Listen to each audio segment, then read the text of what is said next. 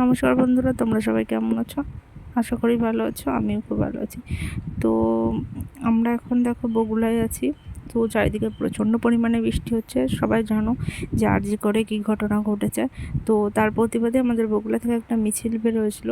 তো আমার তো খুব ইচ্ছা ছিল এখানে যোগদান করার, কিন্তু আমার পক্ষে সম্ভব হয়নি, কেননা চারিদিকে প্রচণ্ড পরিমাণে বৃষ্টি হচ্ছিল। আর যেখানে আমি আমার মেয়েকে নিয়ে এসেছিলাম, তো যা বসেই রয়েছি, অনেকক্ষণ ধরে বসে থাকার পরেও বৃষ্টি দেখো থামছে না। এখানে আমি, আমার মেয়ে, ননদ আর বর এসলাম।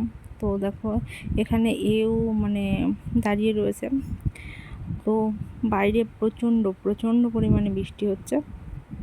তো অনেকক্ষণ ধরে ভাবছি হয়তো এই থামবে এই থামবে এই থামবে। আর আমার পক্ষে এই বৃষ্টির মধ্যে যাওয়াটা কোনোভাবেই সম্ভব না, কেননা সঙ্গে আমার মেয়ে রয়েছে।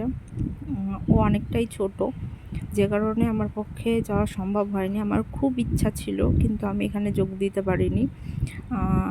তো আমাদের ওখান থেকে বাড়ি চলে আসতে হয়েছিল, কিন্তু আমার ননদ গেছিলো।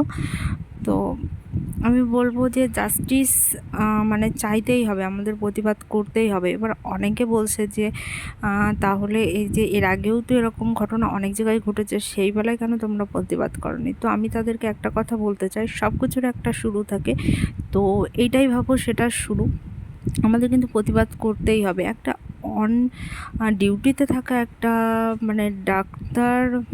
ডাক্তারের সঙ্গে যে এই ঘটনাটা ঘটতে পারে, আমরা চিন্তার বাইরে। তো যাই হোক, জাস্টিস চাইতে